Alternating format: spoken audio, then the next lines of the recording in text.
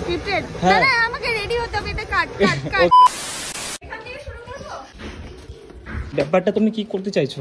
ব্যাপারটা করতে চাইছি যে আমি নর্থ কলকাতার গলিগলিতে ঘুরে বেড়াচ্ছি ম্যাপ দেখে এদিক ওদিক যাচ্ছি আচ্ছা নর্থ কলকাতার বাড়িগুলো দেখছি এদিক ওদিক ঘুরে ঘুরে ওকে চলো 1 2 3 এসো হোল্ড